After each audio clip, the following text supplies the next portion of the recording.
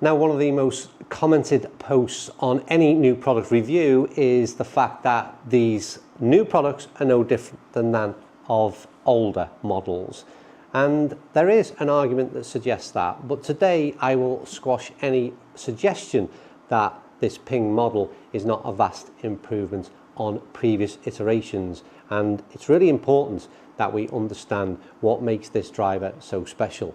Now, on screen for you now are some close-ups of the visuals. We're not going to spend too much time, but essentially we've got a moving weight port which can do as always, which is a draw or fade bias.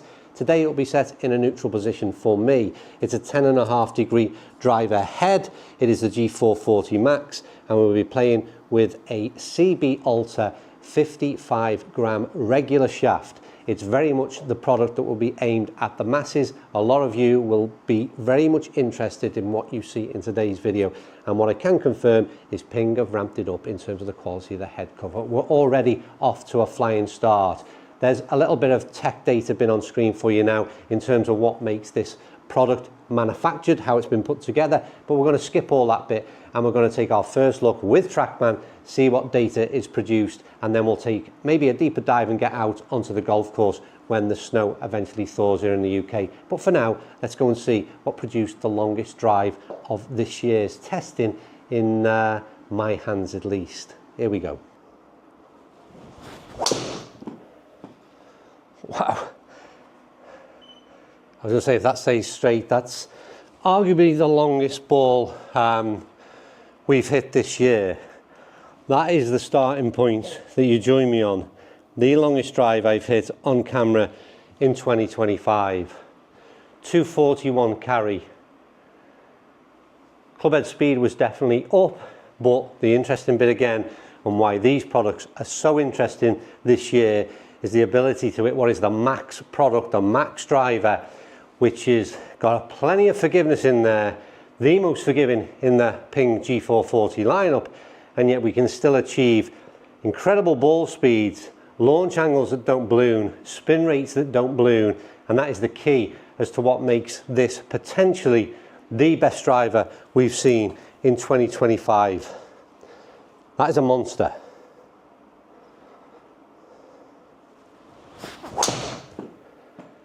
Yeah, we've got 140 on the next ball, 233 carry. Again, just keeping everything within a nice little pocket. All those parameters really good. This could be a real interesting product from Ping. The G440 Max, 10.5 degrees aloft. It's a fairway finder. It's also very much friendly, user friendly for a lot of average golfers. We love Ping products. We love the fact that they help us so much, and this could be just that little step further in getting a product that is so user-friendly, so forgiving, but then couple that with ball speeds and low spin.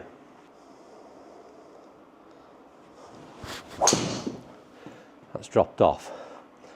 That's a good point though. That's a real good point to pick up on.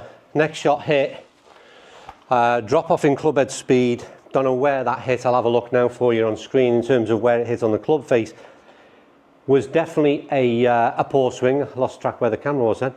Definitely a poor swing, and well, we'll have a look now where that come out of the club face. But the suggestion is, if you see on the big screen, you can see how that came out of the heel. That's exactly how it felt.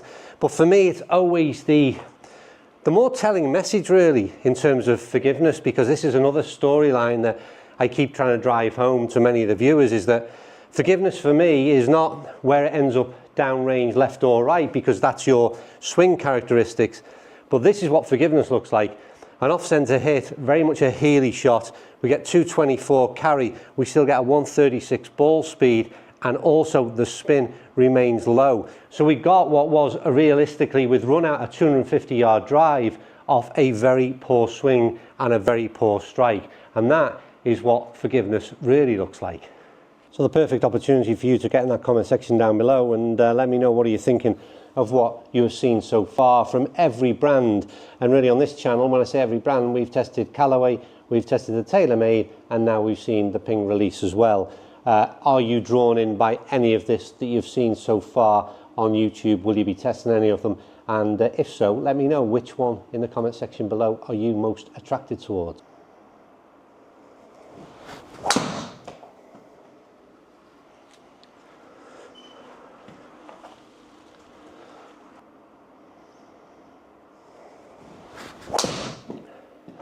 It seems fast as well, might be turned over slightly. Now, again, super impressive, 235 carry. But what surprised me, and I just keep looking at all the numbers because that's the bit to me that's a key interest here. Nothing like what you'd expect to see, certainly with the spin number. Really impressive. The bit I wanted to talk about was two things really. Address. Turbulator thing is always going to be a kind of, I think, perhaps a little bit Marmite in terms of love it or hate it. They still are there, and therefore to me, if Ping are doing, which they would have done, all their research into performance, then they clearly do play the part that Ping have always suggested in terms of that aerodynamics. They've split the crown a little bit. We did see this last year in a couple of the models where front inch or so is a solid black line, and then you've got this kind of checkered element to the back. I like it address. I like the fact that it's matte. I've always voiced my sort of discontent, if you like, with turbulators, but certainly overlook them in terms of this kind of performance. But then the other notable thing for me is sound and feel. I've always been critical of how harsh and aggressive the sound has been from the Ping drivers, fairway woods, hybrids, etc. Obviously not detrimental to performance, but I think this time around they've really dumbed that down incredibly. It's softened so much. We're in an indoor environment where that noise is normally heightened and sharpened. It sounds so much better. And finally, the other observation is the head cover. Another criticism of mine was ill-fitting head covers, and for a premium product it just wasn't in line with what Ping should be doing, in my opinion. This time around they've changed that significantly. Premium head cover to go on top of a premium driver, fits properly, nice bit of quality, well done Ping. At this moment in time it's very hard to find any negatives. This is hugely positive, and yeah, maybe also a tad surprising at the same time. As ever with these reviews, when we're data led, then we can keep it fairly simple and straightforward. And like I said, we'll get this out on the fairway, and I'd like to get it into the hands of a couple of other golfers and see their opinion, because super impressed. Let's start off with, and there's a story to tell amongst these 10 shots, but we started off with the first shot of the day, which was, let's get to that, 222 carry off a 92 mile an hour club head speed, launch 15-1, 2-3 spin. All good numbers.